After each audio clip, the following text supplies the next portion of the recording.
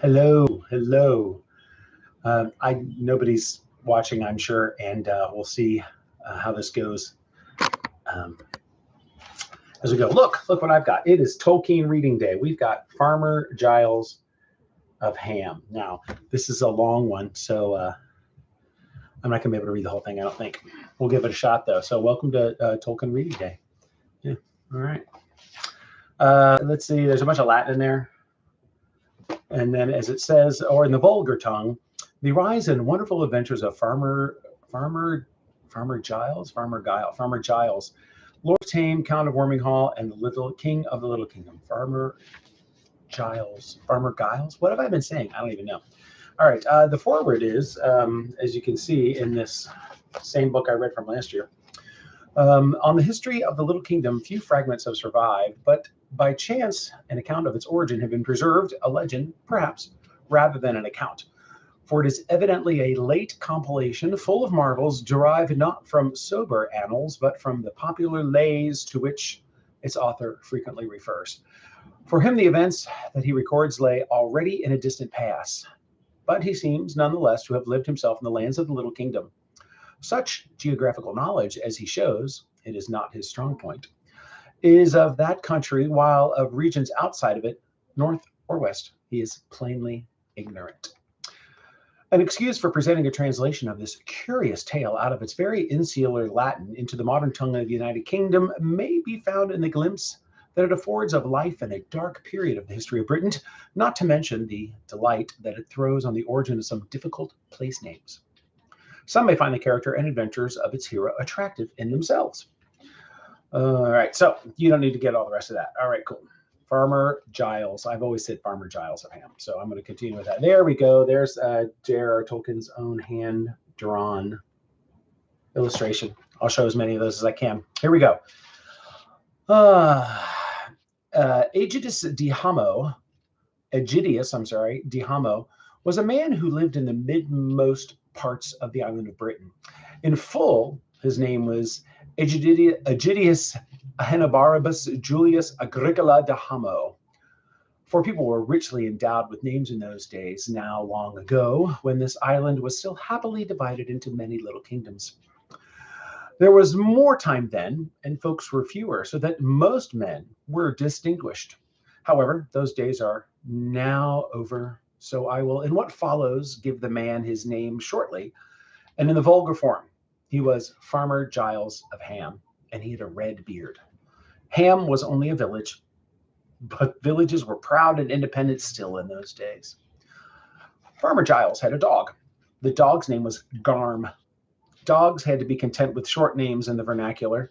The book Latin was reserved for their betters. Garm could not talk even dog Latin, but he could use the vulgar tongue, as could most dogs of his day, either to bully or to brag or to wheedle in. Bullying was for beggars and trespassers, bragging was for other dogs, and wheedling for his master. Garm was both proud and afraid of Giles, who could bully and brag better than he could. Illustrations, there you go. The time was not one of hurry or bustle, but bustle had very little to do with business. Men did their work without it, and they got through a deal both of work and of talk. There you go. There was plenty of talk about, for memorable events occurred very frequently. But at the moment when this tale begins, nothing memorable had, in fact, happened in Ham for quite a long time, which suited Farmer Giles down to the ground. He was a slow sort of fellow, rather set in his ways, and taken up with his own affair. He had his hands full, he said, keeping the wolf from the door, that is, keeping himself as fat and comfortable as his father before him. The dog was busy helping him. Neither of them gave much thought about the wide world outside their fields, the village, and the nearest market. But the wide world was there. The forest was not far off, and away west and north were the wild hills and the dubious marches of the mountain country. And among other things that still at large there were giants, rude and uncultured folk, and troublesome at times. There was one giant in particular, larger and more stupid than his fellows. I find no mention of his name in the histories, but it does not matter. He was very large. His walking stick was like a tree, and his tread was heavy. He brushed elms aside like tall grasses, and he was the ruin of roads and the desolation of gardens, for his giant feet made holes in them as deep as wells. And if he stumbled into a house, well, that was the end of it. And all this damage he did wherever he went, for his head was far above the roofs of houses and left his feet to look after themselves. He was nearsighted and also rather deaf.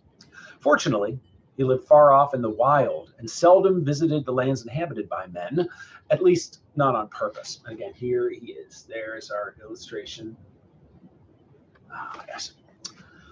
He had a great tumble-down house away up in the mountains, but he had very few friends owing to his deafness and his stupidity and the scarcity of giants. He used to go out walking in the wild hills and in the empty regions at the feet of the mountains, all by himself. One fine summer's day, this giant went out for a walk and wandered aimlessly along, doing a great deal of damage in the woods. Suddenly, he noticed the sun was setting, and he felt that his supper time was drawing near. But he discovered that he was in a part of the country he did not know at all and had lost his way. Making a wrong guess at the right direction, he walked and walked until it was dark night. Then he sat down and waited for the moon to rise. Then he walked and walked in the moonlight, striding out with a will, for he was anxious to get home. He had left his best copper pot on the fire and feared that the bottom would be burned. But his back was to the mountains, and he was already in lands inhabited by men. He was, indeed, now drawing near to the farm of Aegidius Ahenobarbus Julius Agricola, and the village called, in the vulgar tongue, Ham. It was a fine night. The cows were in the fields, and Farmer Giles' dog had got out and gone for a walk on his own account. He had a fancy for the moonshine and rabbits. He had no idea, of course, that a giant was also out for a walk. That would have given him a good reason for going out without leave, but a still better reason for staying quiet in the kitchen. At about 2 o'clock, the giant arrived in Farmer Giles's field, broke the hedges, trampled on the crops, and flattened the mowing grass. In 5 minutes, he had done more damage than the royal fox hunt could have done in 5 days. Garm heard a thump, thump coming along the riverbank, and he ran to the west side of the low hill on which the farmhouse stood just to see what was happening. You can see what's about to happen. And there you go. There's the dog. Suddenly, he saw the giant stride right across the river and tread upon Galathea, the farmer's favorite cow, squashing the poor beast as flat as the farmer could have squashed a black beetle. That was more than enough for Garm. He gave a yelp of fright and bolted home. Quite forgetting that he was out without leave, he came and barked and yammered underneath his master's bedroom window. There was no answer for a long time. Farmer Giles was not easily wakened. "Help, help, help," cried Garm. The window opened suddenly, and a well-aimed bottle came flying out. "Help, help, help." I'm sorry. "Ow," said the dog, jumping aside with practiced skill. "Help, help, help." Out popped the farmer's head. "Drat you, dog! What be you a-doing?" said he. "Nothing," said the dog. "I'll give you nothing. I'll flay the skin off you in the morning," said the farmer, slamming the window. "Help, help, help," cried the dog. Out came Giles' head again. "I'll kill you if you make another sound," he said. "What's come to you, you fool?" "Nothing," said the dog, "but something's come to you." "What do you mean?" said Giles, startled in the midst of his rage. Never before had Garm answered him saucily. "There's a giant in your fields, an enormous giant, and he's coming this way," said the dog. "Help, help! He's trampling on your sheep. He has stamped on poor Galathea, and she's flat as a doormat. Help, help! He's bursting all your hedges, and he's crushing all your crops.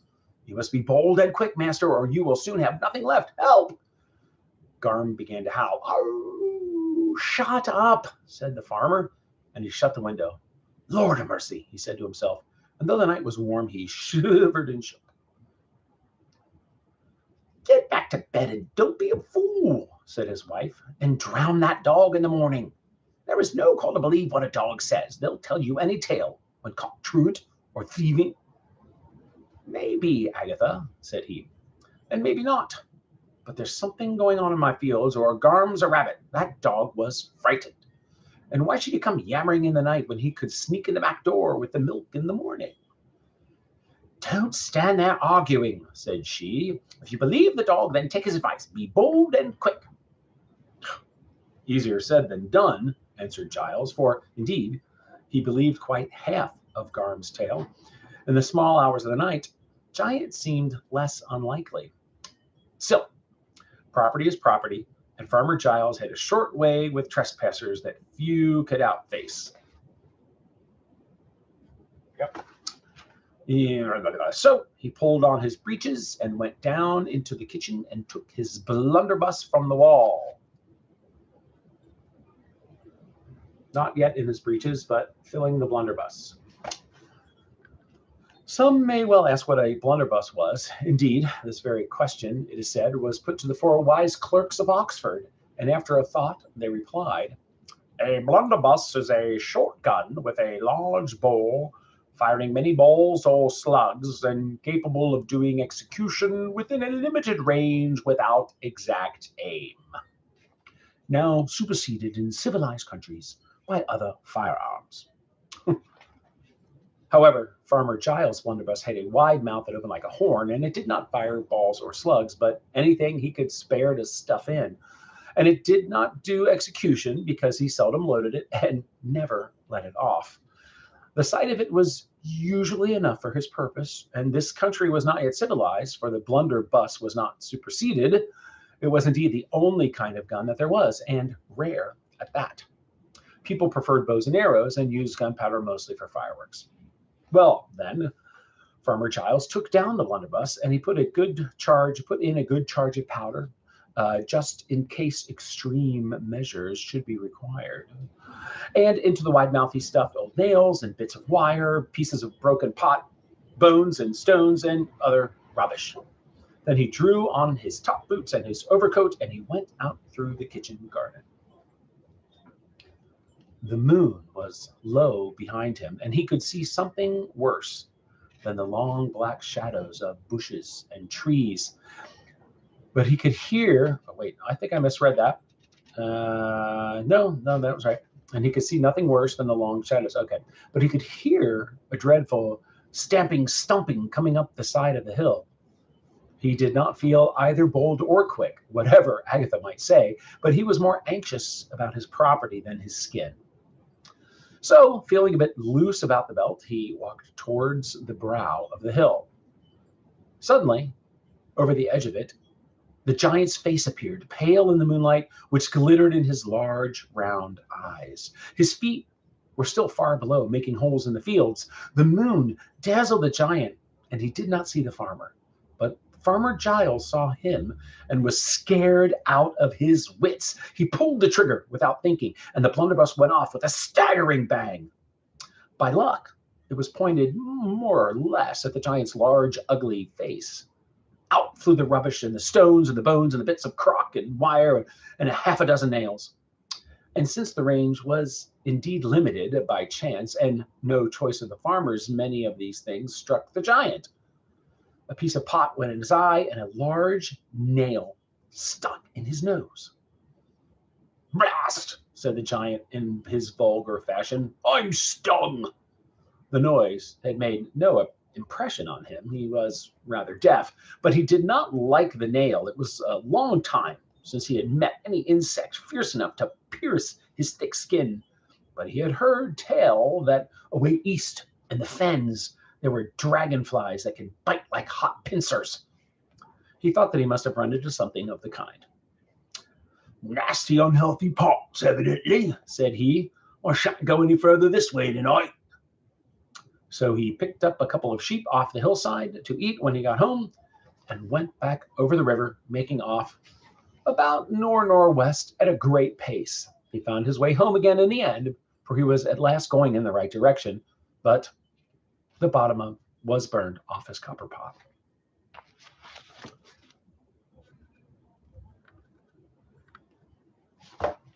As for Farmer Giles, when the blunderbuss went off, it knocked him over flat on his back, and there he lay looking at the sky and wondering if the giant's feet would miss him as they passed by.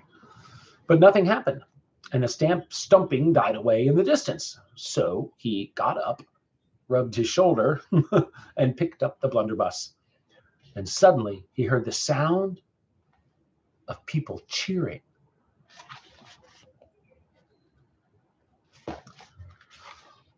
Most of the people of Ham had been looking out of their windows. A few had put on their clothes and come out after the giant had gone away. Some were now running up the hill shouting. The villagers had heard the horrible thump-thump of the giant's feet, and most of them had immediately got under the bedclothes. But some had gotten out of the beds. But Garm was both proud and frightened of his master. He thought him terrible and splendid when he was angry, and he naturally thought that any giant would think the same. So, as soon as he saw Giles come out with the blunderbuss, a sign of great wrath, as a rule, he rushed off to the village, barking and crying, "Come out! Come out! Come out! Get up! Get up! Come and see my great master. He is bold and quick. He's going to shoot a giant for trespassing. Come out!" The top of the hill could be seen from most of the houses. When the people and the dog saw the giant's face rise above it, they quailed and held their breath, and all but the dog among them thought that this would prove a matter too big for Giles to deal with. Then the blunderbuss went bang, and the giant turned suddenly and went away. And in their amazement and joy, they clapped and cheered, and Garm nearly barked his head off. "Hooray!" they shouted. "That will earn him! Master Aegidius has given him what for. Now we will go home and die and serve him right and proper." Then they all cheered again together. But even as they cheered, they took note for their own profit that after all, this blunderbuss could really be fired. Didn't know that. There had been some debate in the village inns on that point, but now the matter was settled. Farmer Giles had little trouble with trespassers after that. When all seemed safe, some of the bolder folk came right up the hill and shook hands with Farmer Giles. A few, the parson and the blacksmith and the miller and one or two other persons of importance, slapped him on the back. That did not please him. His shoulder was very sore, but he felt obliged to invite them into his house. They sat round in the kitchen drinking his health and loudly praising him.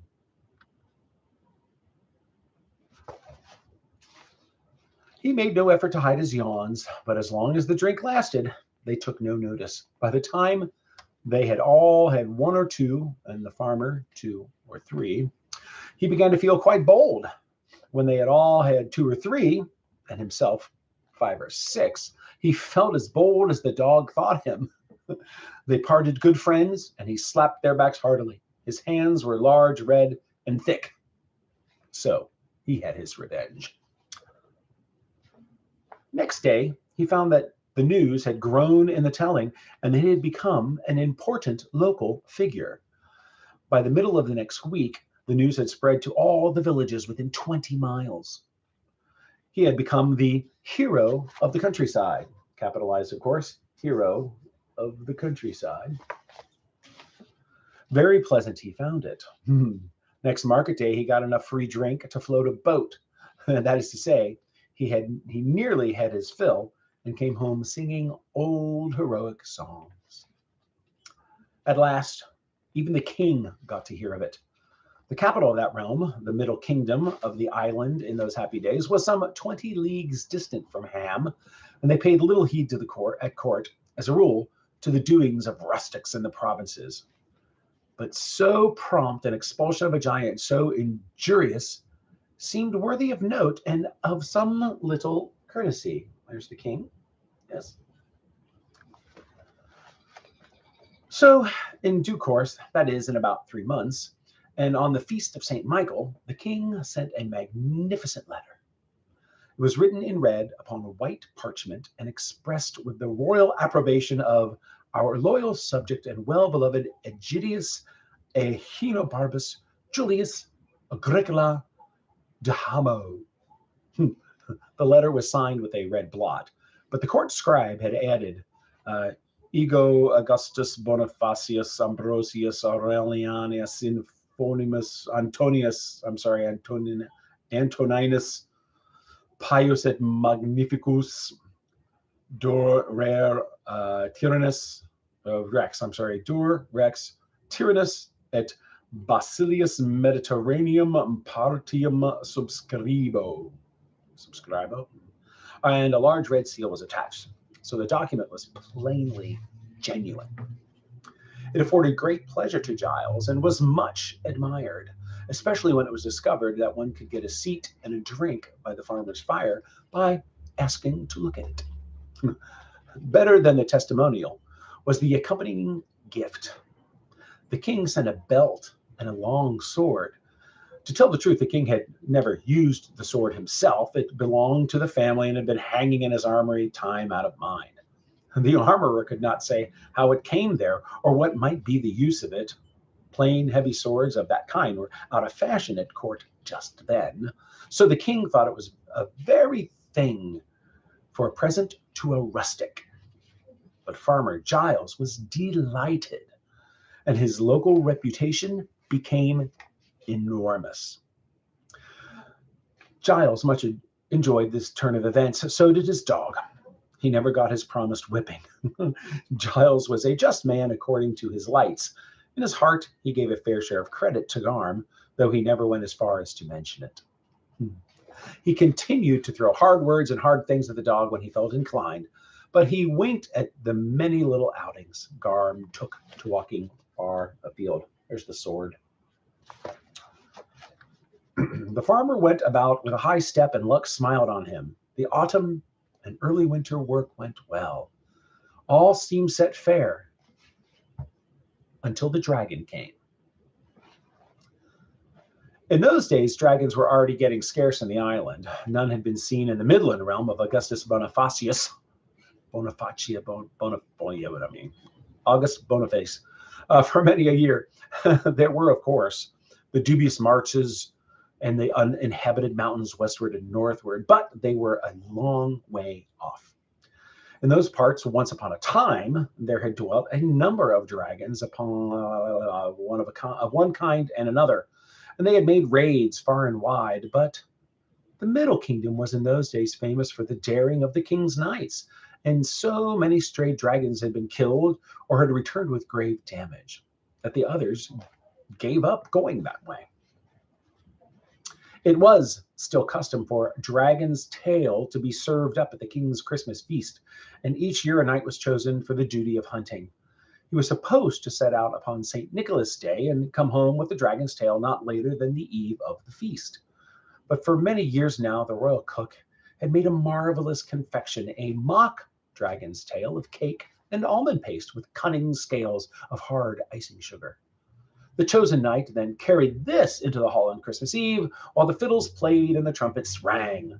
The mock dragon's tail was eaten after dinner on Christmas Day, and everybody said, to please the cook, that it tasted much better than the real tail.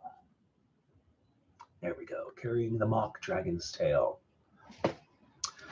That was the situation when a real dragon turned up again. The giant was largely to blame. After his adventure, he used to go on about in the mountains, visiting his scattered relations more than he had been his custom, and much more than they liked, for he was always trying to borrow a large copper pot. But whether he got the loan of one or not, he would sit and talk in his long-winded, lumbering fashion about the excellent country down away east and all the wonders of the wide world.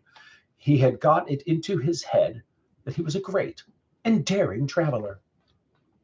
In Iceland, he would say, pretty flat, soft to the feet, and plenty to eat for the taking. Cows, and sheep all over the place, easy to spot if you look carefully. But what about the people? Said they. I never saw any, said he. There was not a night to be seen or heard, my dear fellows. Nothing worse than a few stinging flies by the river. Why don't you go back and stay there? Said they. Oh, well, there's no place like home, they say, said he. Well, maybe I shall go back one day when I have a mind. And anyway, I went there once, which is more than most folk can say. Now, what about that copper pot? And these rich lands, they would hurriedly ask, these delectable regions full of underfed cattle, which way do they lie and how far off? Oh, he would answer, away east or southeast. But it's a long journey. And then he would give such an exaggerated account of the distance that he had walked, and the woods and hills and plains that he had crossed, that none of the other less long-legged giants ever set out. Still, the talk got about. Then the warm summer was followed by a hard winter. It was bitter cold in the mountains, and food was scarce. The talk got louder. Look at all the dragons hanging out. Lowland sheep and kine from the deep pastures were much discussed. The dragons pricked up their ears. They were hungry, and these rumors were attractive. So, knights are mythical, said younger and less experienced dragons. We always thought so. It's a young and inexperienced dragon. At least they may be getting rare, thought the older and wiser worms, far and few and no longer to be feared. There was one dragon who was deeply moved.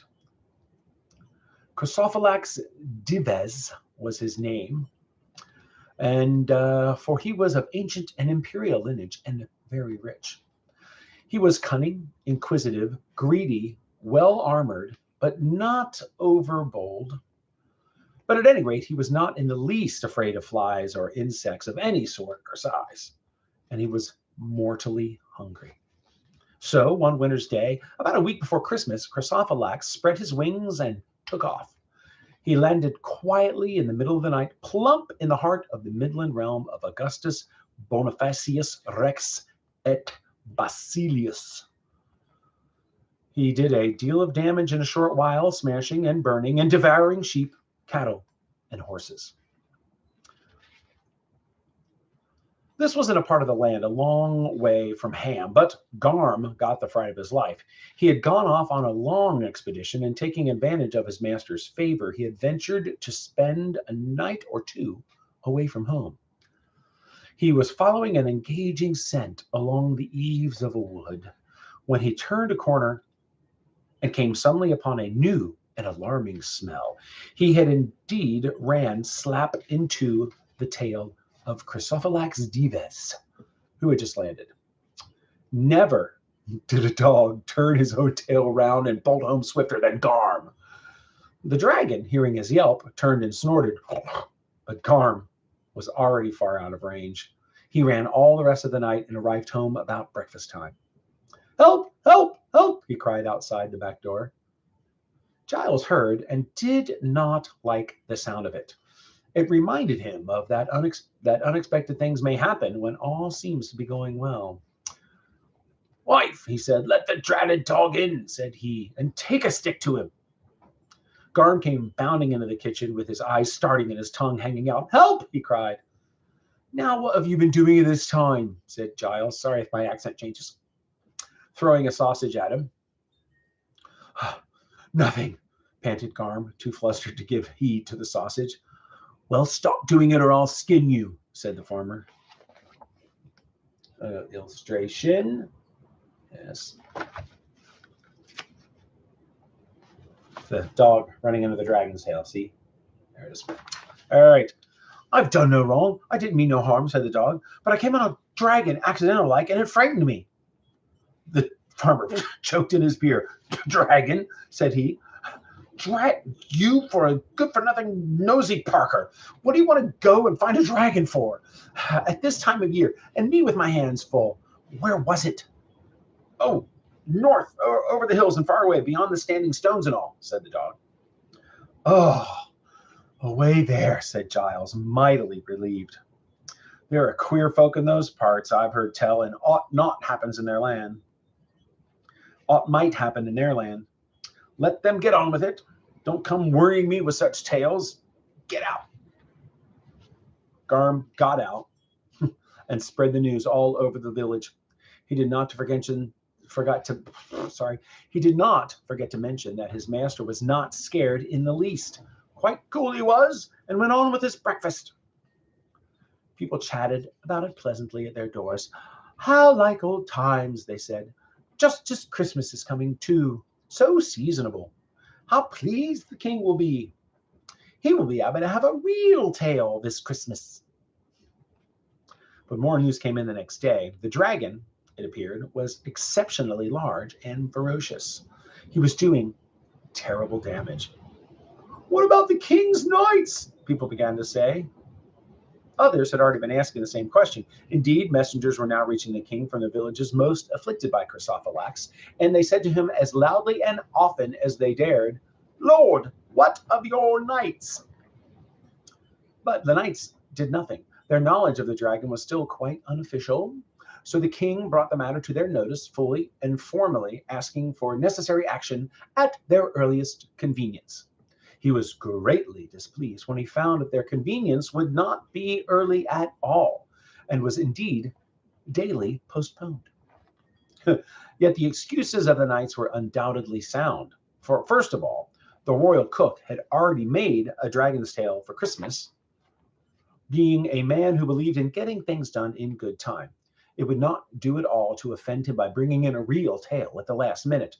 He was a very valuable servant. Never mind the tail. Cut his head off and put it into him, cried the messengers from the villages most nearly affected. But Christmas had arrived, and most unfortunately, a grand tournament had been arranged for St. John's Day. Knights of many realms had been invited and were coming to compete for a valuable prize. It was obviously unreasonable to spoil their chances of the Midland Knights by sending their best men off on a dragon hunt before the tournament was over. After that came the New Year holiday, but each night the dragon had moved, and each move had brought him nearer to Ham. On the night of New Year's Day, people could see a blaze in the distance. The dragon had settled in a wood about 10 miles away, and it was burning merrily. He was a hot dragon when he felt in the mood. After that, people began to look at Farmer Giles and whisper behind his back. It made him very uncomfortable, but he pretended not to notice it. The next day, the dragon came several miles nearer. Then Farmer Giles himself began to talk loudly of the scandal of the king's knights. Got a little illustration there. I should like to know what they do to earn their keep, said he. So should we, said everyone in Ham. But the miller added, some men still get knighthood by sheer merit, I am told. After all, our good Aegidius here is already a knight in the manner of speaking. Did not the king send him a red letter and a sword? There's more to knighthood than a sword, said Giles. There's dubbing and all of that, or so I understand. Anyway, I've my own business to attend to. Oh, but the king would do the dubbing, I don't doubt, if he were asked, said the miller. Let us ask him before it is too late. Nay, said Giles, dubbing is not for my sort. I'm a farmer and proud of it, a plain honest man, and honest men fare ill at court, they say. It is more in your line, Master Miller.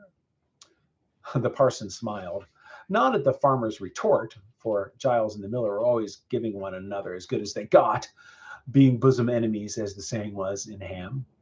The parson had suddenly been struck with a notion that pleased him, and he said no more at the time. The miller was not so pleased, and he scowled.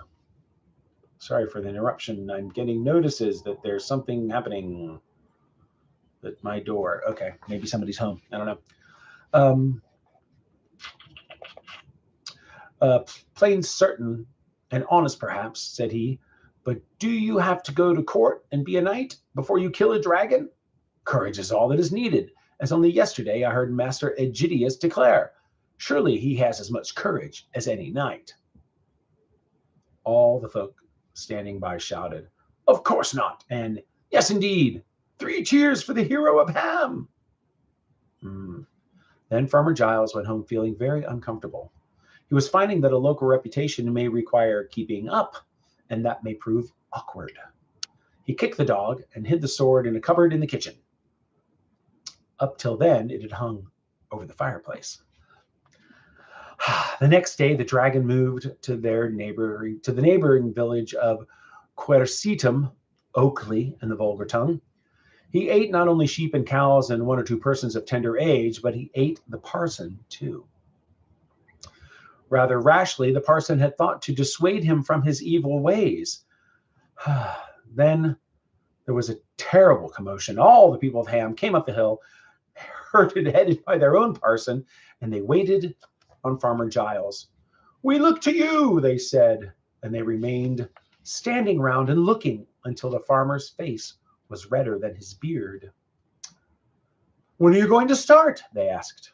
"Well, I can't start today, and that's a fact," said he. "I've a lot on hand with my cowmen sick and all.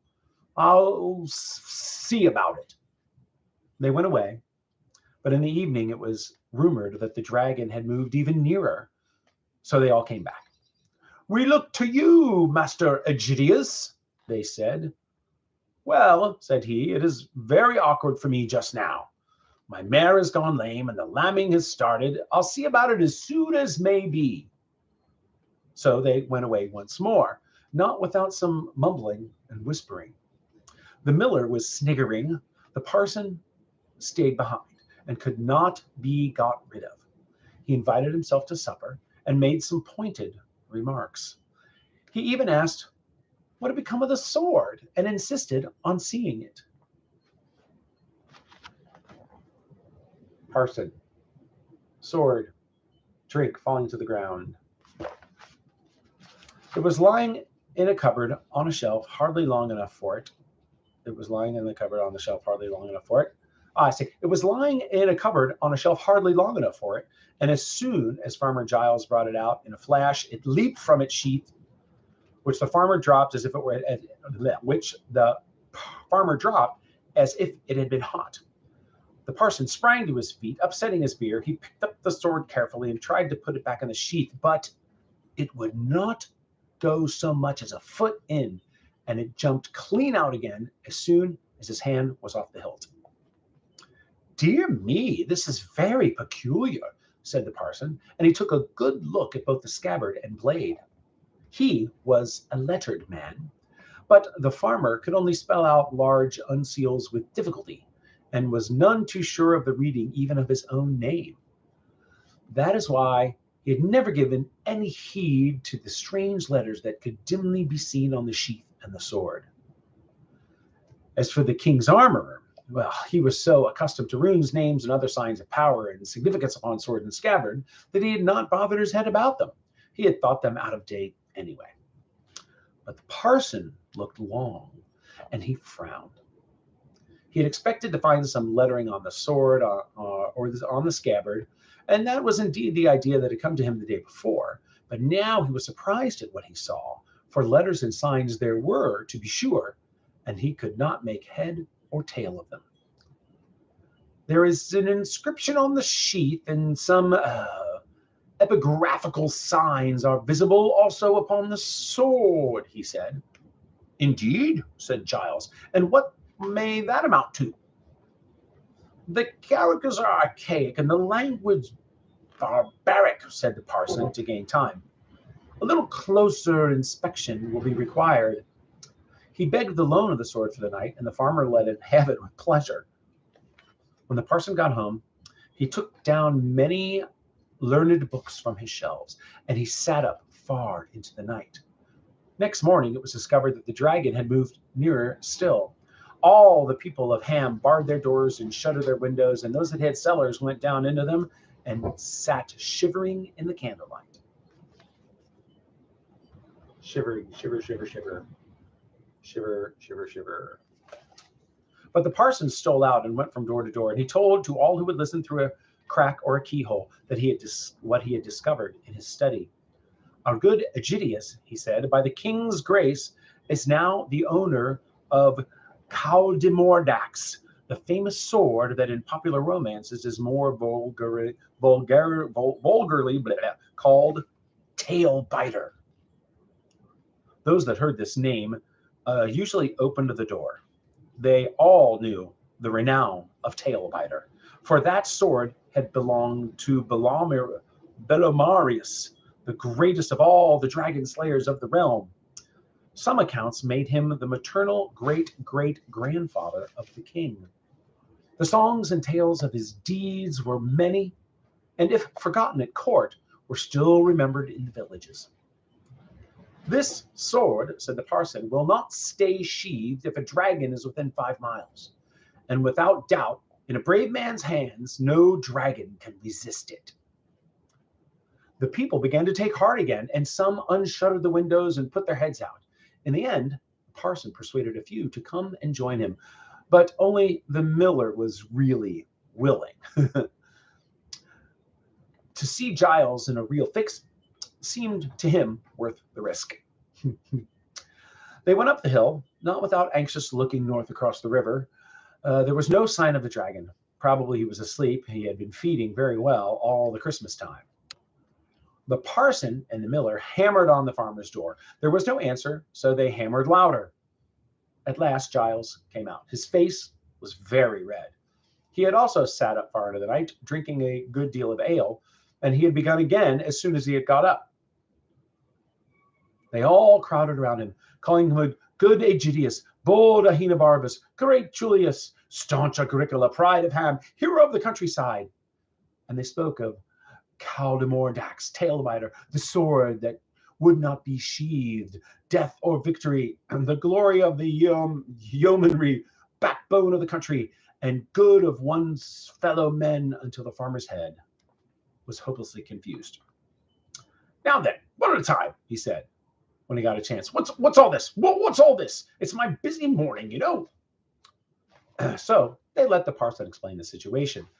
Then the miller had the pleasure of seeing the farmer in as tight a fix as he could wish. But things did not turn out quite as the miller expected. For one thing, Giles had drunk a deal of strong ale. For another, he had a queer feeling of pride and encouragement when he learned that his sword was actually Tailbiter.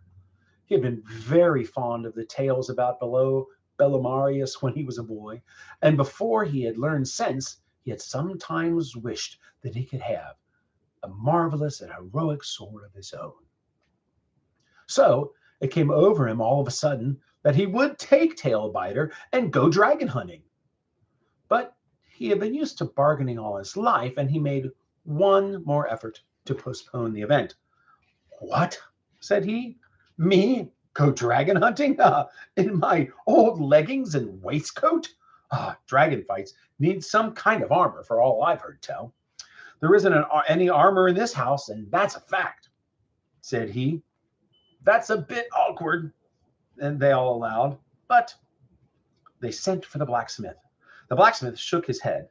He was a slow, gloomy man, vulgarly known as Sunny Sam, though his proper name was Fabricius Cunctator.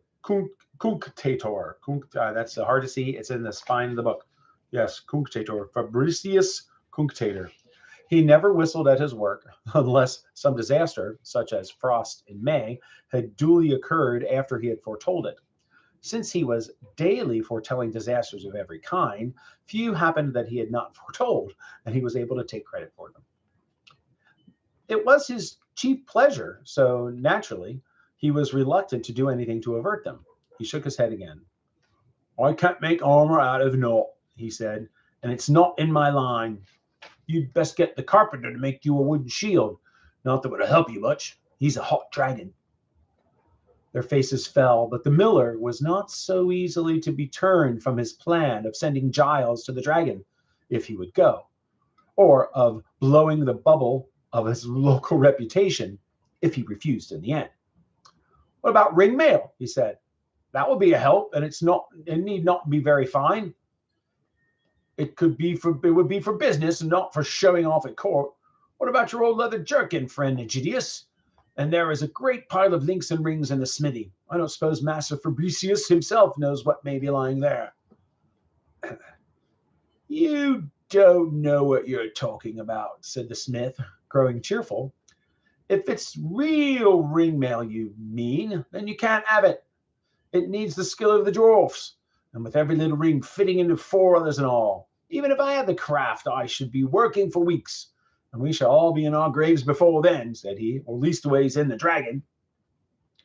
They all wrung their hands in dismay, and the blacksmith began to smile. But they were now so alarmed that they were unwilling to give up the miller's plan, and they turned to him for counsel. Well, said he, I've heard tell that in the old days, those that could not buy bright hauberks out of the Southlands would stitch steel rings on a leather shirt and be content with that. Let's see what can be done in that line. So Giles had to bring out his old jerkin, and the smith was hurried back to his smithy.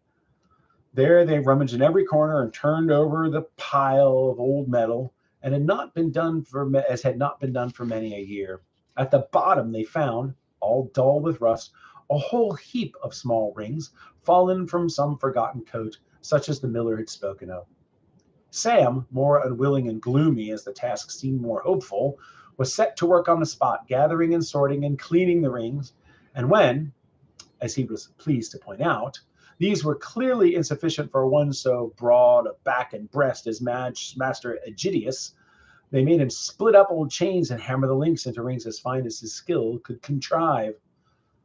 Oh, they took the smaller rings of steel and stitched them onto the breast of the jerkin, and the larger and clumsier rings they stitched on the back. And then, when there were still more rings forthcoming, so hard was poor Sam driven that they took a pair of the farmer's breeches and stitched rings onto them.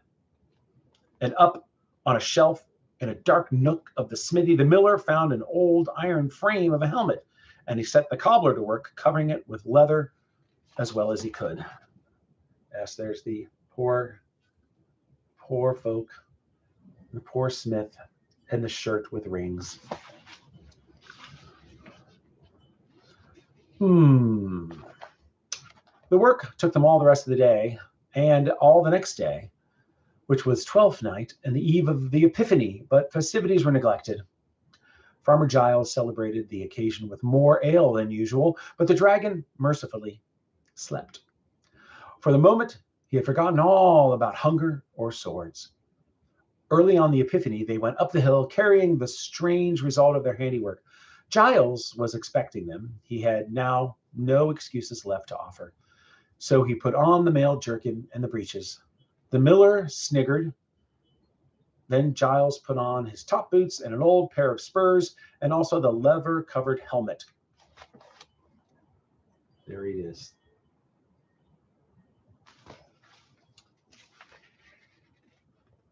But at the last moment, he clapped on an old felt hat over the helmet, and over the mail coat, he threw his big gray cloak. "What's the purpose of that, master?" they asked. "Well," said Giles, "if it's your notion to go dragon hunting, jingling and dingling like Canterbury bells, it isn't mine. It don't seem sense to me to let a dragon know that you are coming along the road sooner than need be. And a helmet's a helmet, and a challenge to battle. Let the worms see only my old hat over the hedge, and maybe I'll get nearer before the trouble begins." They had stitched on the ring so that they overlapped, each hanging loose over the one below, and jingle they certainly did. The cloak did something to stop the noise of them, but Giles cut a queer figure in his gear. They did not tell him so. They girded the belt round his waist with difficulty, and they hung the scabbard upon it, but he had to carry the sword, for it would no longer stay sheathed unless held with main strength. The farmer called for Garm. He was a just man according to his lights. "Dog," he said, "you are coming with me." The dog howled. "Help, help," he cried. "Now stop it," said Giles, "or I'll give you worse than any dragon could. You know the smell of this worm, and maybe you'll prove useful Maybe you'll prove useful for once." Then Farmer Giles called for his gray mare. She gave him a queer look and sniffed at the spurs. But she let him get up, and then off they went, and none of them felt happy. They trotted through the village, and all the folk clapped and cheered, mostly from their windows. The farmer and his mare put on as good a faces on it as they could, but Garm had no sense of shame and slunk along with his tail down. There's the mare. There she is. They crossed the bridge over the river at the end of the village. When at last they were well out of sight, they slowed to a walk. Yet all too soon they passed out of the lands belonging to Farmer Giles and to other folk of Ham and came to parts that the dragon had visited. There were broken trees, burned hedges, and blackened grass, and a nasty, uncanny silence. The sun was shining bright, and Farmer Giles began to wish that he dared shed a garment or two, and he wondered if he had not taken a pint too many. A nice end of Christmas and all, he thought, and I'll be lucky if it don't prove the end of me too. He mopped his face with a large handkerchief, green, not red, for red rags infuriate dragons, or so he had heard tell. But he did not find the dragon. He rode down many lanes, wide and narrow, and over other farmers' deserted fields, and still did not find the dragon. Garm was, of course, no use at all. He kept just behind the mare and refused to use his nose.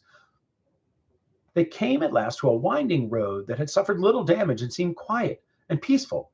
After following it for half a mile, Giles began to wonder whether he had not done his duty and all that his reputation required. He had made up his mind that he had looked long and far enough, and he was just thinking of turning back and of his dinner and of telling his friends that the dragon had seen him coming and simply flown away when he turned a sharp corner.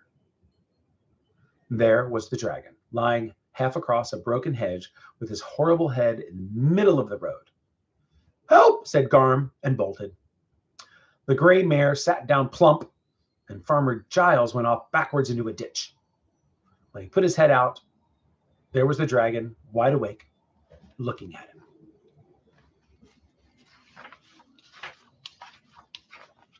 Oh my goodness, I'm maybe halfway done.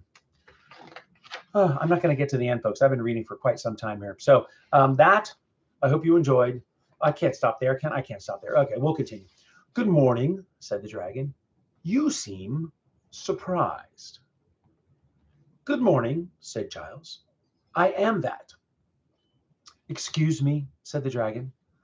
He had cocked a very suspicious ear when he caught the sound of rings jingling as the farmer fell. "Excuse my asking, but were you looking for me by any chance?" "No, indeed," said the farmer. "Who'd have thought of seeing you here? I was just going for a ride." He scrambled out of the ditch in a hurry and backed away toward the gray mare. She was now on her feet again and was nibbling some grass at the wayside, seemingly quite unconcerned. "Then we meet by good luck," said the dragon. "The pleasure is mine. Those are your holiday clothes, I suppose. A new fashion, perhaps?" Farmer Giles' felt hat had fallen off, and his gray cloak had slipped open, but he brazened it out. "Aye," he said, "brand new. But I must be after that dog of mine. He's gone after rabbits, I fancy." "I fancy not," said Chrysophylax, licking his lips, a sign of amusement. "He will get home a long time before you do, I expect. But pray proceed on your way, master. Let me see, I don't think I know your name." "Nor I yours," said Giles, "and we'll leave it at that." "As you like," said Chrysophylax, licking his lips again, but pretending to close his eyes. He had a very wicked heart, as dragons all have, but not a very bold one, as is not unusual. He preferred a meal that he did not have to fight for, but appetite had returned after a good long sleep. The parson of Oakley had been stringy, and it was years since he had tasted a large, fat man. He had now made up his mind to try this easy meat, and he was only waiting until the old fool was off his guard. But the old fool was not as foolish as he looked, and he kept one eye on the dragon even while he was trying to mount.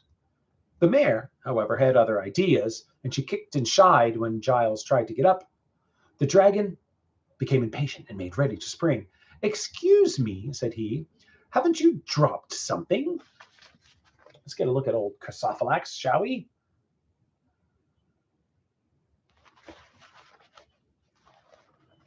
An ancient trick, but it succeeded, for Giles had indeed dropped something. When he fell, he had dropped Caudemordax, or vulgarly tailbiter, and there it lay by the wayside. He stooped to pick it up, and the dragon sprang, but not as quick as Tailbiter. As soon as it was in the farmer's hand, it leaped forward with a flash straight at the dragon's eyes. "Hey," said the dragon and stopped very short. "What have you got there?" "Only Tailbiter that was given to me by the king," said Giles. "My mistake," said the dragon. "I beg your pardon." He lay and groveled, and Farmer Giles began to feel more comfortable. "I don't think you have treated me fair." "How not?" said Giles. "And anyway, why should I? You have concealed your honorable name and pretended that our meeting was by chance, yet you are plainly a knight of high lineage. It used, sir, to be the custom of knights to issue a challenge in such cases after a proper exchange of titles and credentials." "Maybe it used, and maybe it still is," said Giles, beginning to feel pleased with himself. A man who is a large and imperial dragon groveling before him may be excused if he feels somewhat uplifted. "But you are making more mistakes than one, old worm. I am no knight. I am Farmer Giles of Ham, I am, and I can't abide trespassers. I've shot giants with my blunderbuss before now for doing less damage than you have, and I issued no challenge neither." The dragon was disturbed. "Curse that giant for a liar," he thought. "I have been sadly misled, and now what on earth does one do with a bold farmer and a sword so bright and aggressive?" He could recall no precedent for such a situation. "Chrysophylax is my name," said he. "Chrysophylax the Rich. What can I do for your honor?" He added ingratiatingly, with one eye on the sword and hoping to escape battle. "You can take yourself off, you horny old varmint." I'm sorry, varmint? Ah, I'll try that again. "You can take yourself off, you horny old varmint," said Giles, also hoping to escape battle. "I only want to be shut of you. Go right away from here and get back to your own dirty den." He stepped towards Chrysophylax, waving his arms as if he was scaring crows. That was quite enough for Tailbiter. It circled, flashing in the air, and down it came, smiting the dragon on the joint of the right wing, a ringing blow that shocked him exceedingly. Of course, Giles knew very little about the right methods of killing a dragon, or the sword might have landed in a tenderer spot. But Tailbiter did as best it could in inexperienced hands. It was quite enough for Chrysophylax. He could not use his wing for days. Up he got and turned to fly, and found that he could not. The farmer sprang on the mare's back. The dragon began to run. So did the mare. The dragon galloped over a field, puffing and blowing. So did the mare. The farmer bawled and shouted as if he was watching a horse race, and all the while he waved Tailbiter. The faster the dragon ran, the more bewildered it became, and all the while the gray mare put her best leg foremost and kept close behind him. Ooh, look at the race. Look at her go. Oh, that poor dragon. On they pounded down the lanes and through the gaps in the fences, over many fields and across many brooks. The dragon was smoking and bellowing and losing all sense of direction. At last they came suddenly to the Bridge of Ham, thundered over it, and came roaring down the village street. There, Garm had the impudence to sneak out of an alley and join in the chase. All the people were at their windows or on their roofs. Some laughed and some cheered, and some beat tins and pans and kettles, and others blew horns and pipes and whistles. And the parson had the church bells rung. Such a to-do and an ongoing had not been heard in Ham for 100 years. Uh-oh. Oh, no. Pitchforks and rakes. And look at the dragon. Chrysophylax. Just outside the church, the dragon gave up. He lay down in the middle of the road and gasped. Garm came and sniffed his tail, but Chrysophylax was past all shame. "Good people and gallant warrior," he panted as Farmer Giles rode up, while the villagers gathered round at a reasonable distance, with hay forks, poles, and pokers in their hands. "Good people, don't kill me. I am very rich. I will pay for all the damage I have done. I will pay for the funerals of all the people I have killed, especially the parson of Oakley, and he shall have a noble cenotaph. Though he was rather lean, I will give you each a really good present, if only you will let me go home and fetch it. How much? Said the farmer. Well, said the dragon, calculating quickly. He noticed that the crowd was rather large. 13 and 8 pence each? Nonsense, said Giles. Rubbish, said the people. Rot, said the dog. 2 golden guineas each, and children half price, said the dragon. What about dogs? Said Garm. Go on, said the farmer. We're listening. 10 pounds and a purse of silver for every soul, and gold collars for the dogs, said Chrysophylax anxiously. Kill him, shouted the people, getting impatient. Oh, a bag of gold for everybody and diamonds for the ladies, said Chrysophylax hurriedly. Now you're talking, but not good enough, said Farmer Giles. You've left out dogs again, said Garm. What size of bags? Said the men. How many diamonds? Said their wives. Dear me, said the dragon. I shall be ruined. Dear me, I shall be ruined. You deserve it, said Giles. You can choose between being ruined and being killed where you lie. He brandished Tailbiter, and the dragon cowered. Make up your mind, the people cried, getting bolder and drawing nearer. Chrysophylax blinked, but deep down inside he laughed, a silent quiver which they did not observe. Their bargaining had begun to amuse him. Evidently, they expected to get something out of it.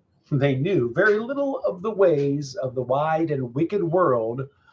Indeed, there was no one now living in all the realm who had had any actual experience in dealing with dragons and their tricks. Chrysophylax was getting his breath back, and his wits as well. He licked his lips. Name your own price, he said. They all began to talk at once. Chrysophylax listened with interest. Only one voice disturbed him, that of the blacksmith. No good will come of it, mark my words, said he. A worm won't return, say what you like, but no good will come of it either way. You can stand out of the bargain if that's your mind, they said to him, and went on haggling, taking little further notice of the dragon. Chrysophylax raised his head, but if he thought of springing on them or of slipping off during the argument, he was disappointed. Farmer Giles was standing by, chewing a straw and considering. But Tailbiter was in his hand, and his eye was on the dragon. You lie where you be, said he, or you'll get what you deserve, gold or no gold. The dragon lay flat. At last the parson was made spokesman, and he stepped up beside Giles.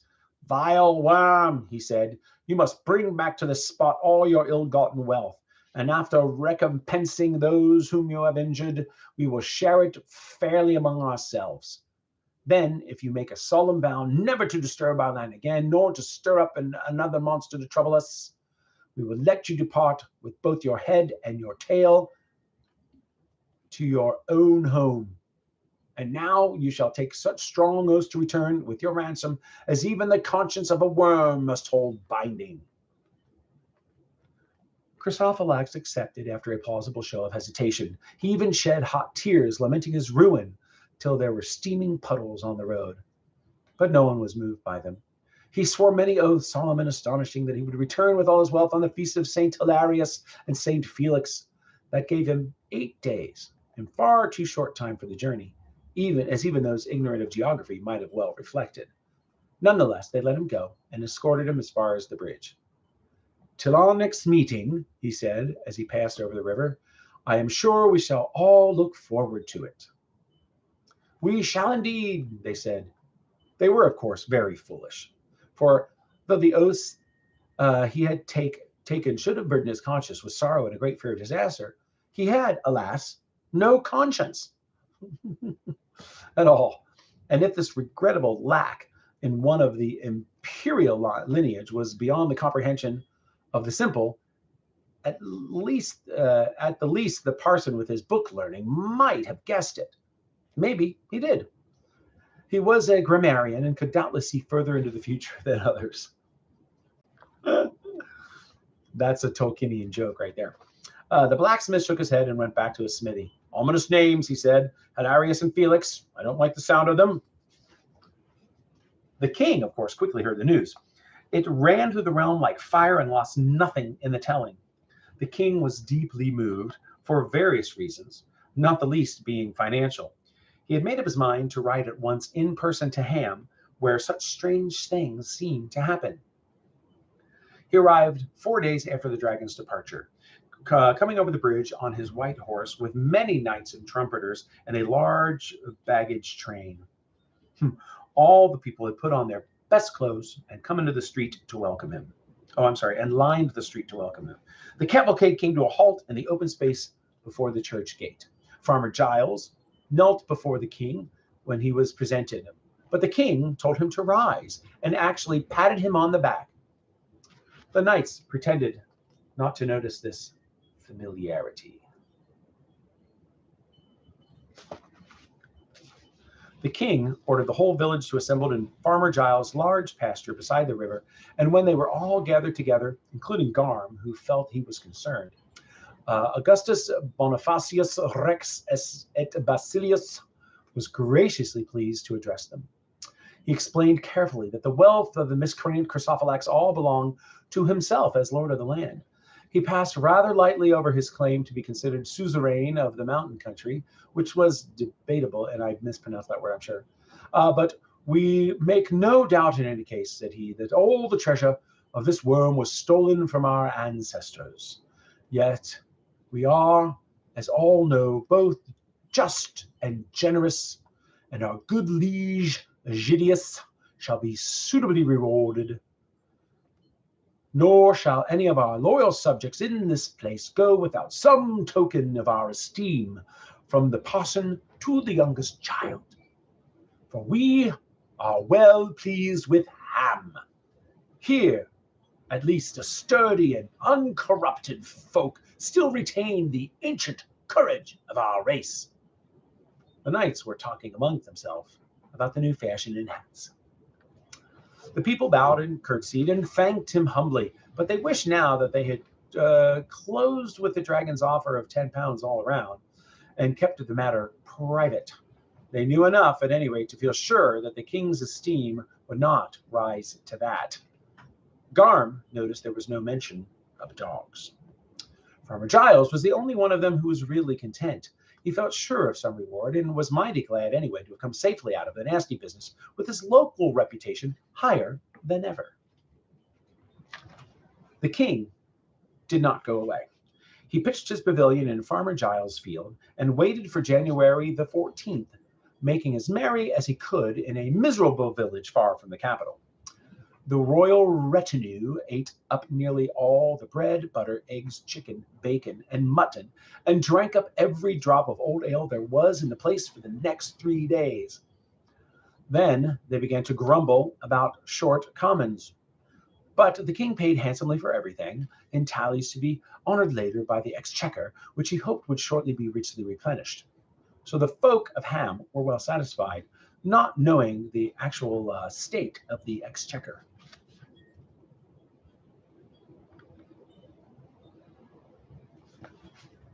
January the 14th came, and the feast of Hilarius and of Felix, and everybody was up and about early. The knights put on their armor, the farmer put on his coat of homemade mail, and they smiled openly until they caught the king's frown. The farmer also put on tailbiter, and it went into its sheath as easy as butter, and stayed there. The parson looked hard at the sword and nodded to himself. The blacksmith laughed. Midday came. People were too anxious to eat much. The afternoon passed slowly. Still, tailbiter showed no signs of leaping from the scabbard. None of the watchers on the hill, nor any of the small boys who had climbed to the tops of tall trees, could see anything by air or by land that might herald the return of the dragon. The blacksmith walked about whistling, but it was not until evening fell and the stars came out that the other folk of the village began to suspect that the dragon did not mean to come back at all. Still, they recalled his many solemn and astonishing oaths and kept on hoping. When, however, midnight struck and the appointed day was over, their disappointment was deep. The blacksmith was delighted. Boys in the trees. A little too close. There you go. All right. 53, page 53 of this story. Goes until 70 something. All right. We're at this stage. I'm just going to keep reading. So this is going to be long. It's been long. It's going to keep going on. I told you so, he said, but they were still not convinced. After all, he was badly hurt, said some. We did not give him enough time, said others. It is a powerful long way to the mountains, and he would have a lot to carry. Maybe he's had to get help. But the next day passed, and the next. Then they all gave up hope. The king was in a red rage. The victuals and drink had run out, and the knights were grumbling loudly. They wished to go back to the merriments of court, but the king wanted money. He took leave of his royal subjects, but he was short and sharp about it, and he canceled half the tallies on the exchequer. He was quite cold to Farmer Giles and dismissed him with a nod. You will hear from us later, he said, and rode off with his knights and his trumpeters. The more hopeful and simple-minded thought that a message would soon come from the court to summon Master Aegidius to the king to be knighted in the least. In a week, the message came, but it was of a different sort. It was written and signed in triplicate, one copy for Giles, one for the parson, and one to be nailed on the church door. Only the copy addressed to the parson was of any use, for the court hand was peculiar, and as dark to the folk of Ham as the book Latin. But the parson rendered it into the vulgar tongue and read it from the pulpit. It was short and to the point for a royal letter. The king was in a hurry. We, Augustus, blah, blah, blah, blah, blah. It says there's just letters here. It's all abbreviated. Rex, etc. make known that we have determined for the safety of our realm and for the keeping of our honor that the worm or dragon, styling himself Christophilax the Rich, shall be sought out and confidently punished for his misdemeanors, torts, felonies, and foul perjury. Off the knights of our royal house are here. All of the knights. It's in a script. See, I want you to see why I'm having trouble reading. It's in a feigned script. Right, Old English. It's hard to read. All of the knights of our royal court are hereby commanded to arm and make ready to ride upon this quest as soon as Master Aegidius Agricola shall arrive at this our court. Inasmuch as the said Aegidius has proved himself a trusty man and well able to deal with giants, dragons, and other enemies of the king's peace. Now, therefore, we command him to ride forth at once and to join the company of our knights with all speed. People said this was a high honor, and next door to being dubbed. The miller was envious. Friend Aegidius is rising in the world, said he. I hope he will know us when he gets back. Maybe he never will, said the blacksmith. That's enough from you, old horse face, said the farmer, mighty put out. Honor be blowed. If I get back, even the miller's company will be welcome. Still, it is some comfort to think that I shall be missing you both for a bit. And with that, he left them. You cannot offer excuses to the king as you can to your neighbors. So lambs or no lambs, plowing or none, milk or water, he had to get up on his gray mare and go. The parson saw him off. I hope you are taking some stout rope with you, said he. What for? Said Giles. To hang myself? Nay, take heart, Master Aegidius, said the parson. It seems to me that you have a luck that you can trust.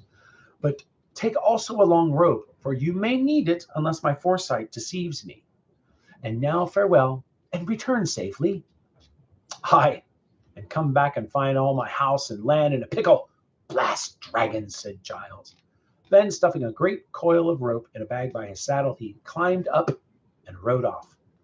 He did not take the dog, who had kept well out of sight all the morning. But when he was gone, Garm slunk home and stayed there and howled all the night and was beaten for it and went on howling. There he goes. There he is. Ow, help! Ow, help, he cried.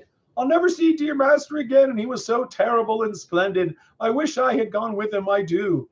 Shut up, said the farmer's wife, or you'll never live to see if he comes back or he doesn't. The blacksmith heard the howls. A bad omen, he said tearfully. Many days passed and no news came. No news is bad news, he said, and burst into song. When Farmer Giles got to court, he was tired and dusty, but the knights, in polished mail and with shining helmets on their heads, were all standing by their horses. The king's summons and the inclusion of the farmer had annoyed them, and so they insisted on obeying orders, literally setting off the moment that Giles arrived. The poor farmer had barely time to swallow a sop and a draught of wine before he was off on the road again. The mare was offended. What she thought of the king was luckily unexpressed, as it was highly disloyal. It was already late in the day, too late in the day to start a dragon hunt, thought Giles, but they did not go far. The knights were in no hurry once they had started. They rode along at their leisure in a straggling line, knights, esquires, servants, and ponies trussed with baggage, and Farmer Giles jogging behind on his tired mare. When evening came, they halted and pitched their tents. No provision had been made for Farmer Giles, and he had to borrow what he could. The mare was indignant, and she forswore her allegiance to the house of Augustus Bonifacius. The next day they rode on, and all the day after. On the third day they descried in the distance the dim and inhospitable mountains. Before long they were in regions where the lordship of Augustus Bonifacius was not universally acknowledged. They rode then with more care and kept closer together. On the fourth day they reached the wild hills and the borders of the dubious lands where legendary creatures were reputed to dwell. Suddenly, one of those riding ahead came upon an ominous footprints in the sand by a stream. They called for the farmer. "What are these, Master Aegidius?" they said. "Dragon marks," said he. "Lead on," said they. So now they rode west with Farmer Giles at their head, and all the rings were jingling on his leather coat. That mattered little, for all the knights were laughing and talking, and a minstrel rode with them singing a lay. Every now and again they took up the refrain of the song and sang it all together, for very loud and strong. It was encouraging, for the song was good. It had been made long before, in days when battles were more common than tournaments, but it was unwise. Their coming was now known to all the creatures of that land, and the dragons were cocking their ears in their caves to the west. There was no longer any chance of catching old Chrysophylax napping. As luck, or the gray mare herself, would have it, when they at last drew under the very shadow of the dark mountains, Farmer Giles' mare went lame. They had now begun to ride along steep and stony paths, climbing upwards with toil and ever-growing disquiet. Bit by bit she dropped back in the line, stumbling and limping, and looking so patient and sad that at last Farmer Giles was obliged to get off and walk. Soon they found themselves right at the back among the pack ponies, but no one took any notice of them. The knights were discussing points of precedence and etiquette, and their attention was distracted. Otherwise, they would have observed that dragon marks were now obvious and numerous. They had come indeed to the places where Chrysophylax often roamed or lighted after taking his daily exercise in the air. The lower hills and the slopes on either side of the path had a scorched and trampled look. There was little grass, and the twisted stumps of heather and gorse stood up black and amid wide patches of ash and burned earth. The region had been a dragon's playground for many a year. A dark mountain wall loomed before them. Farmer Giles was concerned about his mare, but he was glad of the excuse for no longer being so conspicuous. It had not pleased him to be riding at the head of such a cavalcade in these dreary and dubious places. A little later he was gladder still, and had reason to thank his fortune and his mare. For just about midday, it being then the feast of Candlemas and the 7th day of their riding, Tailbiter leaped out of its sheath and the dragon out of his cave. Without warning or formality, he swooped out to give battle. Down he came upon them with a rush and a roar. Far from his home, he had not shown himself overbold, in spite of his ancient and imperial lineage. But now he was filled with a great wrath, for he was fighting at his own gate, as it were, and with all his treasure to defend. He came round a shoulder of the mountain like a ton of thunderbolts, and with a noise like a gale and a gust of red lightning. The argument concerning precedence stopped short. All the horses shied to one side or the other, and some of the knights fell off. The ponies and the baggage and the servants turned and ran at once. They had no doubt as to the order of precedence. Suddenly, there came a rush of smoke that smothered them all, and right in the midst of it, the dragon crashed into the head of the line.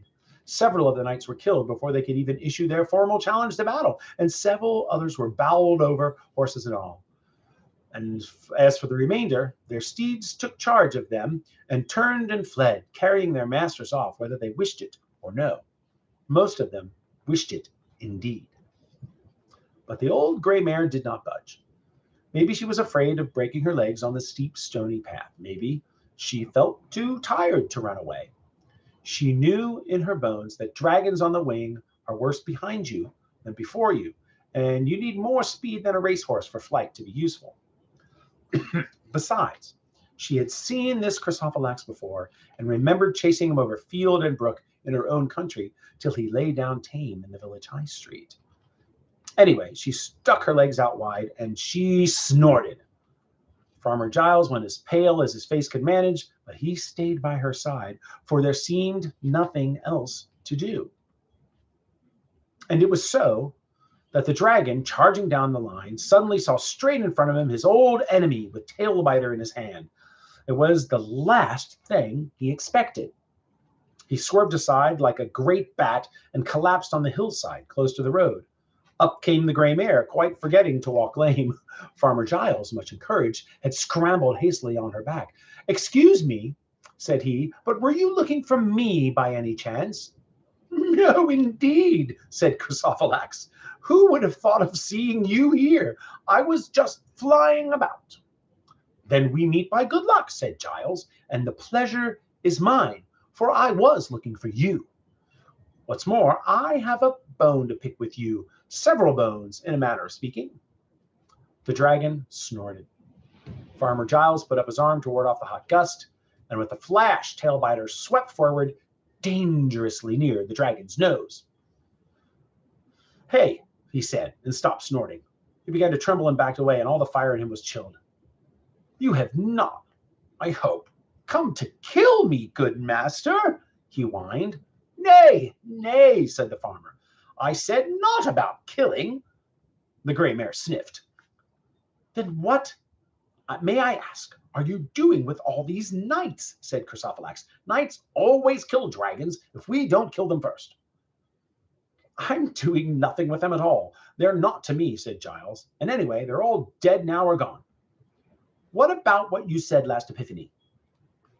"What about it?" said the dragon.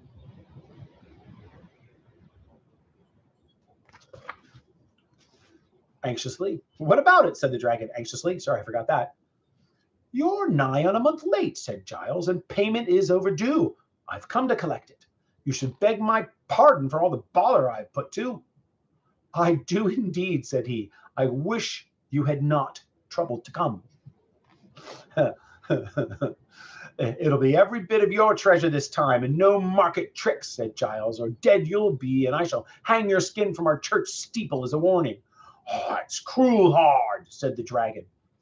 "A bargain's a bargain," said Giles. "Can't I just keep a ring or two and a mite of gold in consideration of cash payment?" said he. "Not a brass button," said Giles. And so they kept on for a while, chaffering and arguing like folks at a fair, chaffering. Yet the end of it was as you might expect, for whatever else might be said, few had ever outlasted Farmer Giles at a bargaining. The dragon had to walk all the way back to his cave, for Giles stuck to his side with Tailbiter held mighty close. There was a narrow path that wound up and round the mountain, and there was barely room for the two of them. The mare came just behind, and she looked rather thoughtful. We know what's coming there, a little foreshadowing, folks. It was 5 miles, and it was a step, if it was a step, and stiff going. And Giles trudged along, puffing and blowing, but never taking his eyes off the worm. At last, on the west side of the mountain, they came to the mouth of the cave. It was large and black and forbidding, and its brazen doors swung on great pillars of iron. Plainly, It had been a place of strength and pride in days long forgotten. For dragons do not build such works, nor delve such mines, but dwell rather, when they may, in the tombs and treasuries of mighty men and giants of old. The doors of this deep house were set wide, and in their shadow they halted. So far, Chrysophylax had had no chance to escape, but coming now to his own gate, he sprang forward and prepared to plunge in.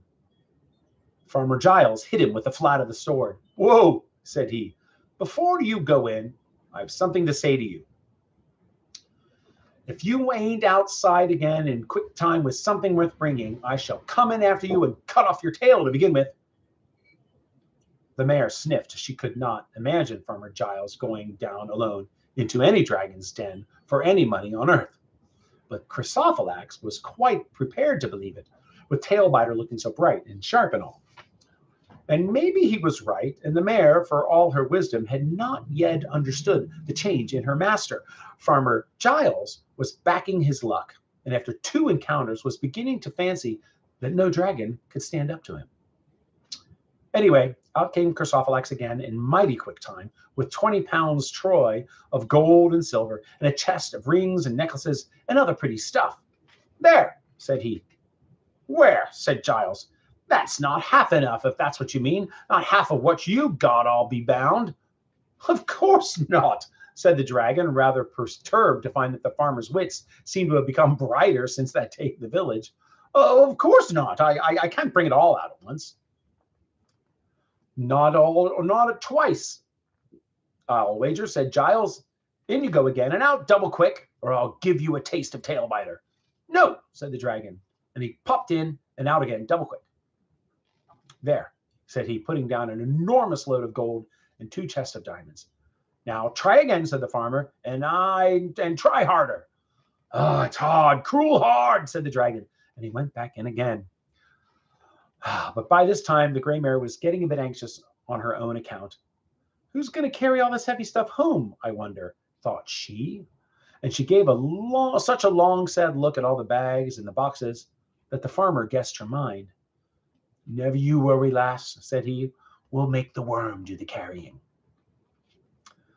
"Mercy on us," said the dragon, who had overheard these words as he came out of the cave for the 3rd time, with the biggest load of all, a mort of rich jewels like green and red fire. "Mercy on us!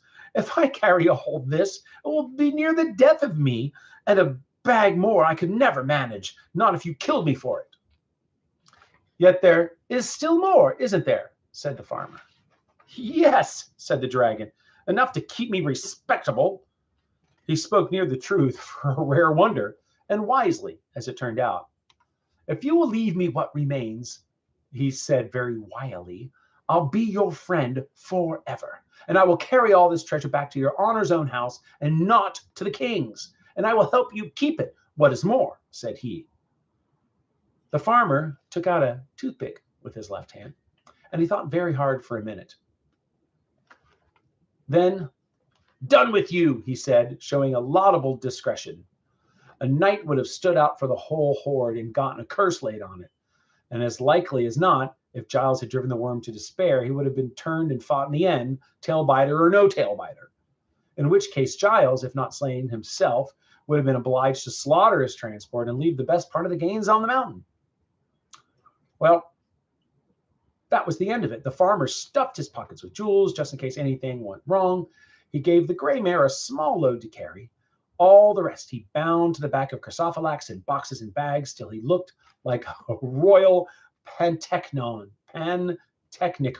Never seen that word before, except for in this book. There was no chance of his flying, for his load was too great, and Giles tied down his wings. Mighty handy this rope had turned out in the end, he thought, and he remembered the parson with gratitude. Here we go. Look at them marching along.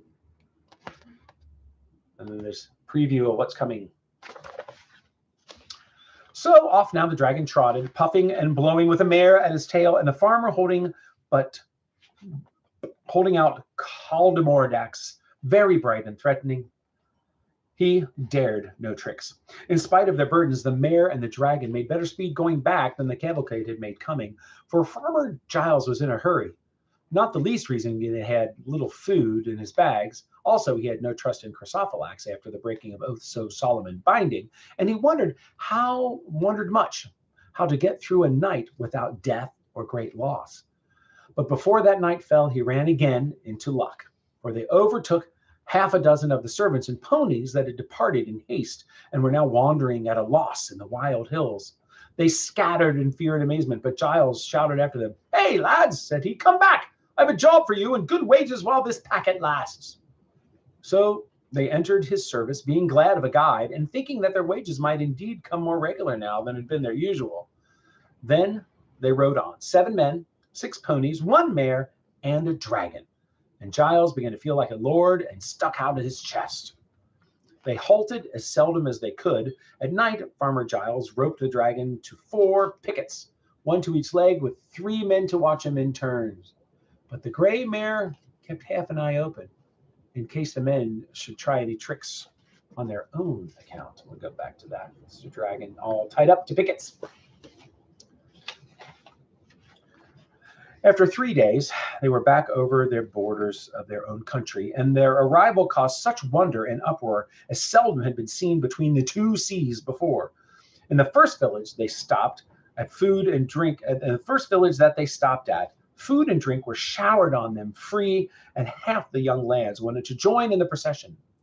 Giles chose out a dozen likely young fellows. He promised them good wages and bought them such mounts as he could get. He was beginning to have ideas. After resting a day, he rode on again with his new escort at his heels. They sang songs in his honor, rough and ready, but they sounded good in his ears. Some folks cheered, and others laughed. It was a sight both merry and wonderful. Soon, Farmer Giles took a bend southward and steered towards his own home, and never went near the court of the king, nor sent any message.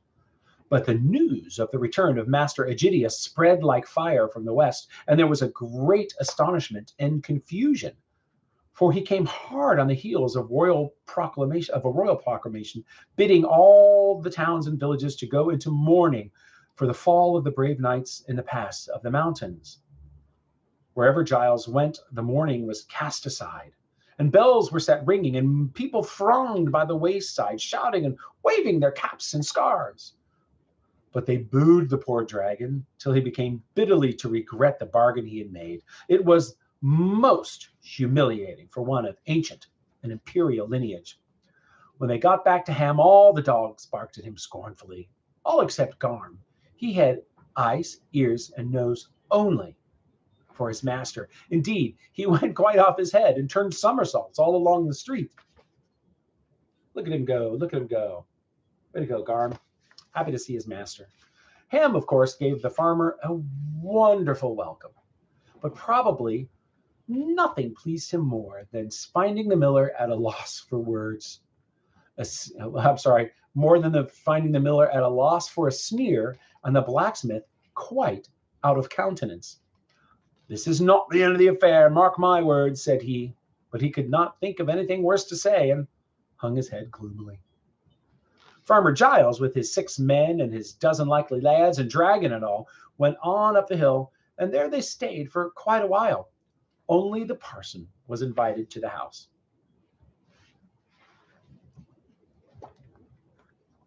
Sorry, folks. Sorry, me. It's just me. There's nobody on here. But the replay shall live.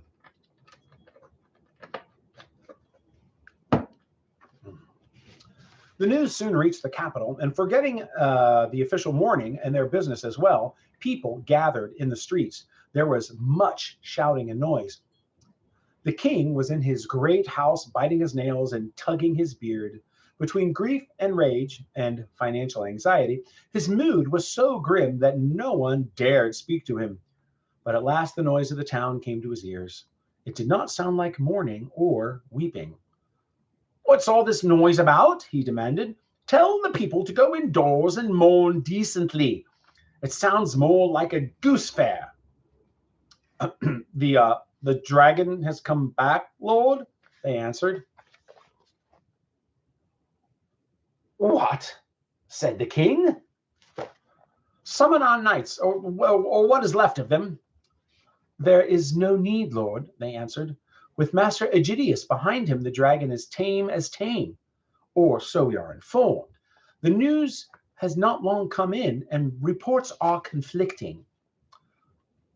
Bless our soul, said the king, looking greatly relieved. And to think we ordered a dirge to be sung for the fellow the day after tomorrow. Cancel it. Is there any sign of our treasure? Reports say there is a veritable mountain of it, Lord, they answered. When will it arrive? Said the king eagerly. A good man, this Aegidius. Send him in to us as soon as he comes. There was some hesitation in replying to this. At last, someone took courage and said, Your pardon, Lord, but we hear that the farmer has turned aside to his own home. But doubtless he will hasten here in suitable raiment at the earliest opportunity. Doubtless, said the king, but confound his raiment. He had no business to go home without reporting. We are much displeased. The earliest opportunity presented itself and passed, and so did many later ones. In fact, Farmer Giles had been back for a good week or more, and still no word or news of him came to the court. On the 10th day, the king's rage exploded. Send for the fellow, he said, and they sent. It was a day's hard riding to Ham each way. He will not come, Lord, said a trembling messenger 2 days later. Lightning of heaven, said the king, command him to come on Tuesday next, or he shall be cast into prison for life. Your pardon, Lord, but he still will not come, said a truly miserable messenger returning alone on the Tuesday. 10,000 thunders, said the king. Take this fool to prison indeed. Now send some men to fetch the churl in chains. He bellowed to those that stood by. How many men? They faltered. There's a dragon and tailbiter and broomstails and fiddlesticks, said the king. Then he ordered his white horse and summoned his knights, or what was left of them, and a company of men at arms, and he rode off in fiery anger. All the people ran out of their houses in surprise. But Farmer Giles had now become more than the hero of the countryside. He was the darling of the land. And folk did not cheer the other knights and men at arms as they went by, though they still took off their hats to the king. As he drew nearer to Ham, the looks grew more sullen. In some villages, the people shut their doors, and not a face could be seen. Then the king changed from hot wrath to cold anger. He had a grim look as he rode up at last to the river, beyond which lay Ham and the house of the farmer. He had a mind to burn the place down, but there was Farmer Giles on the bridge, sitting on the gray mare with tailbiter in his hand. No one else was to be seen except Garm, who was lying in the road. Good morning, Lord, said Giles, as cheerful as day, not waiting to be spoken to. The king eyed him coldly.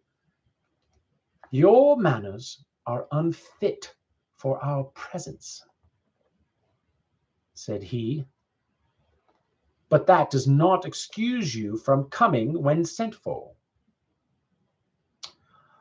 I had not thought of it, Lord, and that's a fact, said Giles. I had matters of my own to mind, and had wasted time enough on your errands. 10,000 thunders, cried the king in a hot rage again. To the devil with you and your insolence. No reward would you get after this, and you will be lucky if you escape hanging. And hanged you shall be unless you beg our pardon here and now and give us back our sword. Said Giles. I have got my reward, I reckon. Finding's keeping, and keeping's having, as we say here. And I reckon tailbiter is better with me than with your folk. But what are all these knights and men for, by any chance, he asked. If you've come on a visit, you'd be welcome with fewer. If you want to take me away, you'll need a lot more. The king choked, and the knights went very red and looked down their noses. Some of the men at arms grinned, since the king's back was turned to them. Give me my sword, shouted the king, finding his voice, but forgetting his plural. Give us your crown, said Giles, a staggering remark, such as had never been heard in all the days of the Middle Kingdom. Lightning of heaven, seize him and bind him. Now, we have to break because this is my favorite illustration.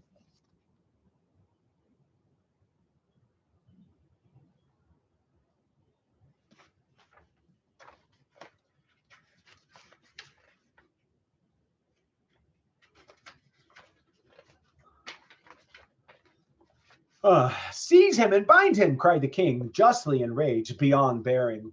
What do you hang back for? Seize him or slay him. The men-at-arms strode forward. Help, help, help, cried Garm. Just at that moment, the dragon got up from under the bridge. He had lain there concealed under the far bank, deep in the river. Now he let off a terrible steam, for he had drunk many gallons of water. At once there was a thick fog, and only the red eyes of the dragon could be seen in it. Go home, you fools, he bellowed, or I will tear you to pieces. There are knights laying cold in the mountain pass, and soon there will be more in the river. All the king's horses and all the king's men, he roared. Then he sprang forward and struck a claw into the king's white horse. It galloped away like the 10,000 thunders that the king mentioned so often. The other horses followed as swiftly. Some had met this dragon before and did not like the memory. The men-at-arms legged it as best they could in every direction, save that of Ham. The white horse was only scratched, and he was not allowed to go far. After a while, the king brought him back. He was master of his own horse at any rate, and no one could say that he was afraid of any man or dragon on the face of the earth. The fog was gone when he got back, but so were all his knights and his men. Now things looked very different with the king all alone to talk to a stout farmer with tail-biter and a dragon as well. But talk did no good. Farmer Giles was obstinate. He would not yield, and he would not fight, though the king challenged him to single combat there and then. Nay, lord, said he, laughing, go home and get cool. I don't want to hurt you, but you had best be off, or I won't be answerable for the worm. Good day.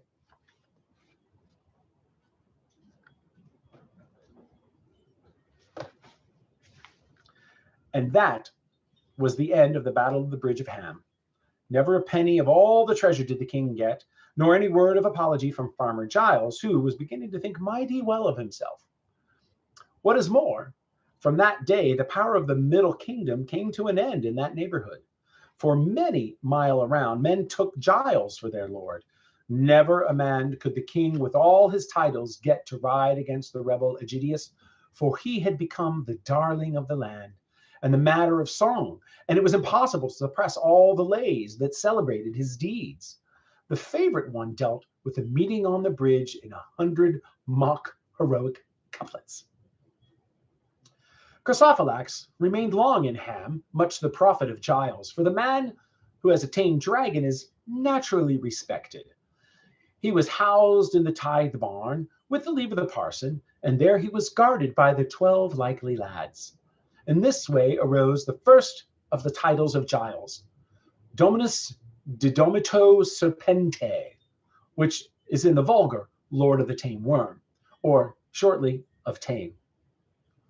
As such, he was widely honored, but he still paid nominal tribute to the king, 6 oxtails and a pint of bitter delivered on St. Matthias' Day, that being the date of the meeting on the bridge. Before long, however, he advanced the lord to earl, and the belt of the Earl of Tame was indeed great length. After some years, he became Prince Julius Aegidius, and the tribute ceased, for Giles, being fabulously rich, had built himself a hall of great magnificence and gathered great strength of men-at-arms. Very bright and gay they were, for their gear was the best that money can buy. Each of the 12 likely lads became a captain. Garm had a gold collar, and while he lived, roamed at will, proud and happy dog, insufferable to his fellows, for he expected all of the dogs to accord him the respect due to the terror and splendor of his master. the grey mare passed to her day's end in peace and gave no hint of her reflections.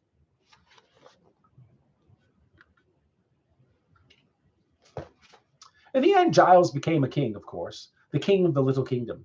He was crowned in Ham with the name Aegidius Draconarius, but he was more often known as Old Giles Worming. For the vulgar tongue came into fashion at his court, and none of his speeches were given in the book Latin. His wife made a queen of great size and majesty, and she kept a tight hand on the household accounts. There was no getting around Queen Agatha. At least, it was a long walk. Thus Giles became at length old and venerable, and had a white beard down to his knees, and a very respectable court, in which merit was often rewarded, and an entirely new order of knighthood. These were the Worm Wardens, and a dragon was their ensign, and the 12 likely lads were the senior members. It must be admitted that Giles owed his rise in a large measure to luck, though he showed some wits in the use of it. Both the luck and the wits remained with him to the end of his days, and to the great benefit of his friends and his neighbors. He rewarded the parson very handsomely, and even the blacksmith and the miller had their bit, for Giles could afford to be generous. But after he became a king, he issued a strong law against unpleasant prophecy and made milling a royal monopoly. The blacksmith changed to the trade of an undertaker, but the miller became an obsequious servant of the crown. The parson became a bishop and set up his see in the church of Ham, which was suitably enlarged. Now, those who live still in the lands of the little kingdom will observe in this history the true explanation of the names that some of its towns and villages bear in our time. For the learned in such matters inform us that Ham, being made the chief town of the new realm, by a natural confusion between the Lord of Ham and the Lord of Tame, became known by the latter name, which it retains to this day. For Tame with an H is a folly without warrant, whereas in memory of the dragon, upon whom their fame and fortune were founded, the Draconari built themselves a great house 4 miles northwest of the Tame, upon the spot where Giles and Chrysophylax first made acquaintance.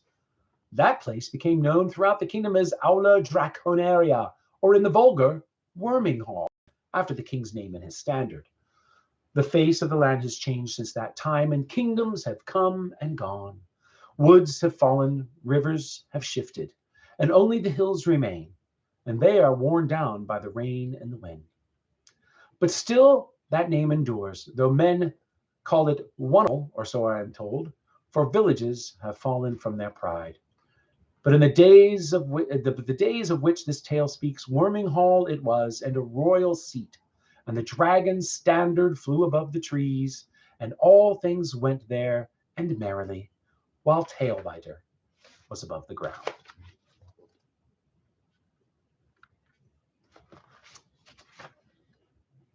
Envoy. Chrysophylax begged often for his liberty, and he proved expensive to feed, since he continued to grow, as dragons will, like trees, as long as there is life in them. So it came to pass, after some years, when Giles felt himself securely established, that he let the poor worm go back home. They parted with many expressions of mutual esteem and a pact of non-aggression upon either side. In his bad heart of hearts, the dragon felt as kindly disposed toward Giles as a dragon can feel towards anyone. After all, there was Tailbiter. His life might easily have been taken, and all his hoard too. As it was, he still had a mort of treasure at home in his cave, as indeed Giles suspected.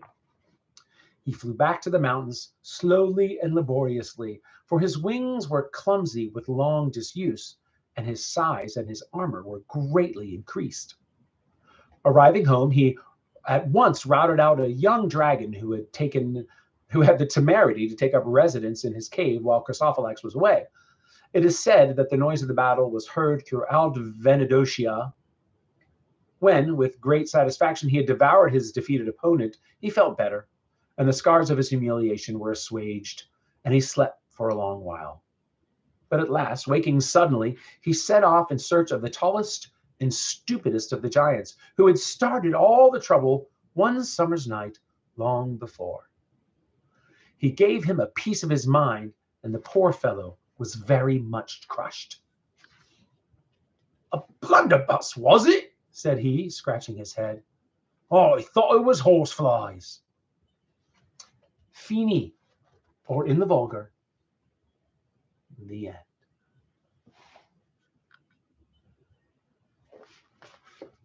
I hope you enjoyed today's reading of Farmer Giles of Ham from the Tolkien Reader.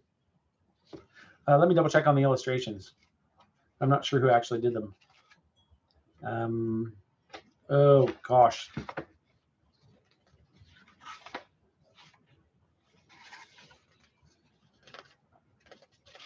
Maybe the cover and illustrations. Pauline Baines. Pauline Baines.